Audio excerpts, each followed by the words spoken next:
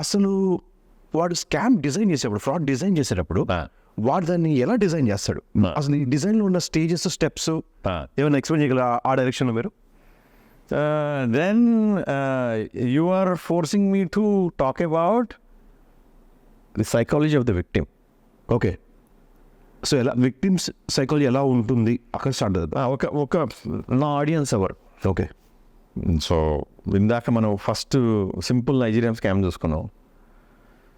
వాడు 1,00,000 ఈమెయిల్ పంపించాడు. He doesn't know about his target at all. It is stupidest attack. He's like, let there be a target. I don't know my target. So that is చీకట్లో మానవ. అది that is the lowest level of that thing because you don't know at all anything. Then remaining people will modulate one of the human emotions at that moment in time. So ఇందాక మనం bank మాట్లాడుకున్నాం. He is modulating the fear of missing out of your money in the bank or losing the access or a disruption to your business. ఏదైనా కావచ్చు. KYC చేయకపోతే, exactly, మీరు వెంటనే చేయకపోతే మీ account block అయిపోతే, ఆ విషయం చెప్తున్నాం. ఎగ్జాక్ట్లీ, అక్కడ భయం అనే ఎలిమెంట్ వాడుతుంది. So and there is, if you see there is a straight line మన నార్మల్ మనిషి నార్మల్గా ఆలోచించే బిహేవియర్ స్ట్రైట్ లైన్లో ఉంటే ఏమవుతుందంటే ఫియర్ ఫ్యాక్టర్ లేకపోతే ఎమోషన్ వచ్చినప్పుడు ఆ రేషనాలిటీ లెవెల్ పడిపోద్ది, స్ట్రైట్ లైన్ నుంచి డిప్ అయిపోద్ది. అంటే వాళ్ళు ఆలోచించగలిగిన ఆ రీజనబుల్. సో అన్ని 3 పాయింట్లు పెట్టి ఇదా బ్యాంక్కి పంపించిందా అంత ఆలోచించరు. లేదు, నువ్వు బ్యాంక్ యాక్సెస్ పోతుంది నాకు, ఇప్పుడు నొక్కపోతే ఏంటి, రేపు పొద్దున్న ఏటీఎంకి వెళ్ళాలి, ఊరు వెళ్ళాలి, డబ్బులు లేవు నాకు, మా ఆవిడ క్రెడిట్ కార్డ్ బ్లాక్ అయిపోతుంది, మా పిల్లలకి డబ్బులు ఉండవు. ఇంట్రెస్టింగ్లీ వీళ్ళు కూడా ఏం చేస్తారంటే మన పీక్ వర్క్ అవర్స్ లేదా మనం ఎప్పుడైతే డ్రైవింగ్ చేస్తూ బిజీగా ఉంటామో అట్లాంటి టైం చూసి కొడతారు వీళ్ళు. సో మనం మిగతా వాటిలో బిజీగా ఉంటాం కాబట్టి అరే ఏదో ఫటాఫట్ చేసేద్దాం అనే టైప్లో. Is it right? Maybe some of them, Jiggy, but my guess is they would have sent the SMS 5 times across the day. మనం అప్పుడు చూసుకుని ఉంటాం. నువ్వు స్టార్టప్లో పనిచేస్తావు కాబట్టి your time table is very different.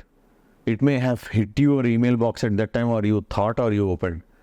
It could have been a housewife who probably looks at the phone many more times. ఇంకో టైంలో చూసి ఉండొచ్చు. Okay, So because it doesn't cost you anything.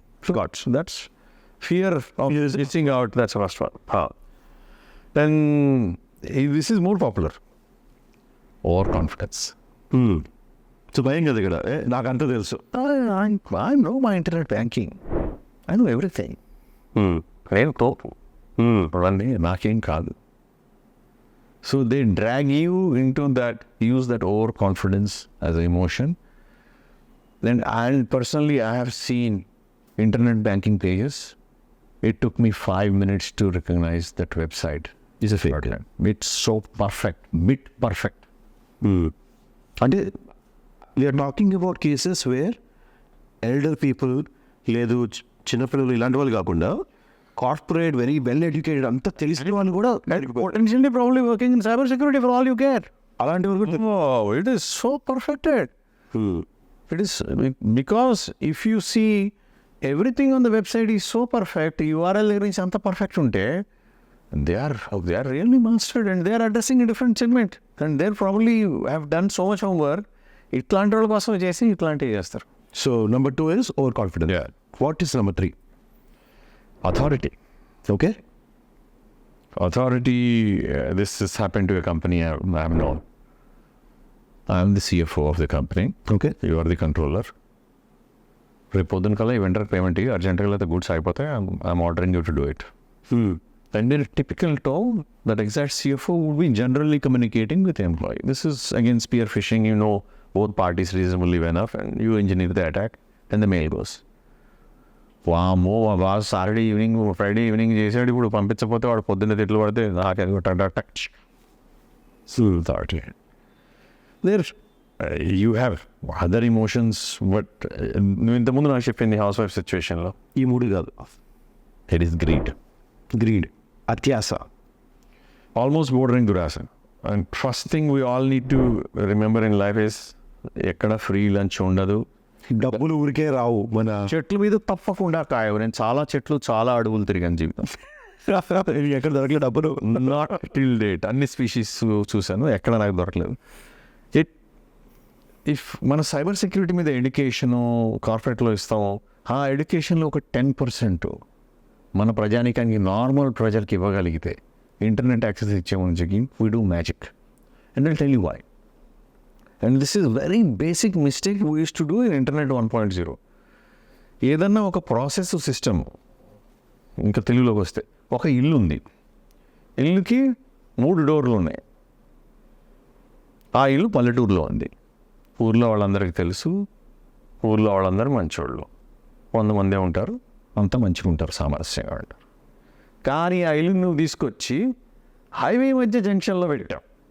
24 hours traffic ఉంటుంది, నానా జాతి ప్రజలు వ్యక్తులు వస్తూ ఉంటారు, వెళ్తూ ఉంటారు. ఆ ఇల్లు అదే 3 ద్వారాలను కాపలాగా వేయగలుగుతాం. So the summary of the matter is, if there is a process which is not designed well or a system which is not designed well, if you extrapolate that, even a human being, you connect and put it in cyberspace, you multiply the exploits or the possibilities of getting deceived by 1,000,000 times. I think you're right. మన వాళ్ళకి smart phones, internet, Exactly. జన్ధన్లో ప్రతి ఒక్కరికి bank account, Paytm ద్వారా ప్రతి ఒక్కరికి QR code payments, this all good. Absolutely. But ఇవి ఇచ్చే ముందు we haven't taken enough care or training Yeah. To actually give them basic security, how to deal with it. ఆ ఫోన్ ఇస్తే, అరే ఆ ఫోన్కి పాస్వర్డ్ 1 2 3 4 5 ఉంటుంది. అవును, అసలు దిస్ ఇస్ వెరీ ఇంట్రెస్టింగ్. నేను చాలాసార్లు అప్పుడప్పుడు, నేను ఎప్పుడు చిన్నప్పుడు హ్యాకింగ్ మీద ప్యాషన్ ఇది ఉన్నప్పుడు, వైఫై రూటర్స్, వైఫై కావాల్సినప్పుడు హ్యాక్ చేయాలంటే ఫస్ట్ చేసేది ఏంటంటే, టిపికల్లీ 192 పాయింట్ సంథింగ్ ఏదో కూడా జనరల్లీ దొరికిపోతుంది, ప్రైవేట్ అయిపోయి ఉంటుంది. లోపలికి వెళ్తాను, పాస్వర్డ్ అడ్మిన్ పాస్వర్డ్ అంతే. I get in to the router, change the password, You can discard everybody else from. ఈ రోజు కూడా చాలా మంది ఇంకా వాడిచ్చిన యూజర్ పాస్వర్డ్ మార్చుకోరు. అంతే ఉంటుంది. Correct. That is lil complex for a normal user. Wifi ఉండదా లేదని, ఫోన్ ఇచ్చినప్పుడు ఫోన్కి ఒక పాస్వర్డ్ పెట్టుకోవటం, ఇంటర్నెట్ బ్యాంకింగ్ అకౌంట్ క్రియేట్ చేసినప్పుడు ఒక ఓటీపీ అనే ఉంటుంది. ఓటీపీ అనేది మల్టీ ఫ్యాక్టర్ అథెంటికేషన్. అంటే నీ ఇంటికి తాళమే కాకుండా ఆ తాళం తీస్తే ఇంకో తాళం ఉంటుంది. ఆ తాళం చెవి, మళ్ళా ఆ తాళము నువ్వు పెడితే కానీ పనిచేయవు, వేరే వాళ్ళు పెడితే పనిచేయవన్న విధానాన్ని ఓటీపీ అంటారు. You only have access to it, you only know it and you only can use it. అది నువ్వు ఎవరికి ఇవ్వకూడదు. దాన్ని మన వాళ్ళు అది అర్థం చేసుకోకుండా అదే అవుతుంది, నెంబర్ చెత్త ఇడిగి పని అయిపోద్ది. ఎవరి రెస్పాన్సిబిలిటీ ఇది ఇవన్నీ చెప్పటం, వీళ్ళకి తీసుకెళ్ళటం? గవర్నమెంట్ దా, బ్యాంక్ దా, లేకపోతే జనరల్ స్కూల్స్ దా? Whose responsibility? I can't pin point like that. It is the society at large. అది మన స్కూలింగ్లో పెట్టాలి, మన బ్యాంకింగ్ విధానంలో ఉండాలి, బేసిక్ ట్రైనింగ్ ఇవ్వాలి. ఇప్పుడు నువ్వు డ్రైవింగ్ చేసేప్పుడు యాక్సిడెంట్ చేస్తే ఎవడు ఫాల్ట్ అంటావు మనం? So it is not so easy to pinpoint. It's a multi-dimensional problem where we have to keep it as a prime aspect. అన్ని చోట్ల సెక్యూరిటీ గురించి చెప్పి హోరెత్తిచ్చి వాళ్ళు నేర్చుకునేది చేయాలి మనం. Otherwise our society is on the brink of getting left right ripped off by cyber criminals and creating more suicides everywhere. We have to address this. Let's imagine, I have a weird imagination. Is there a possibility where మన ఉన్న banks, ఒక major bank hackers completely hack చేసేసి records మొత్తం delete చేసేస్తాయి?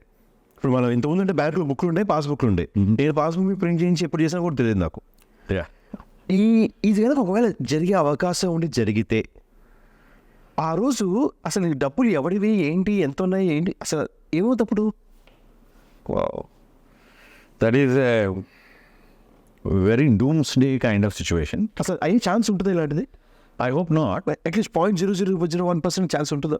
చూడనైనా ప్రపంచంలో other than god nothing can be certain. 0.01% ప్రతి దానికి ఉంటుంది. మర్ఫీస్ లా ప్రకారం anything can happen, will happen. కానీ నువ్వు టిపికల్ బ్యాంక్స్ కానీ, ఆర్బీఐ రూల్స్ కానీ, డేటా సెంటర్స్ డేటా డిస్ట్రిబ్యూషన్ కానీ చూస్తే, నువ్వు my belief is they have to keep 3 data centres discrete.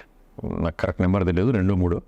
So 2 different data సెంటర్లో సపరేట్గా డేటా రిపాజిటరీస్ ఉంటాయి. I think it could be 3, I could be wrong.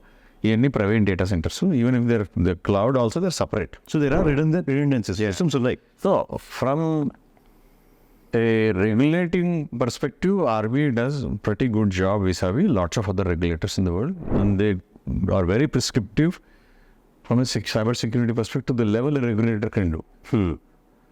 Obviously banks have to go over and above, దానికంటే ఎక్కువ ఆలోచించి వాళ్ళ సిటీఓలు సిఓలు చేసుకుని ఇంకా ఎక్కువ చేయొచ్చు వాళ్ళు. There is always scope for improvement.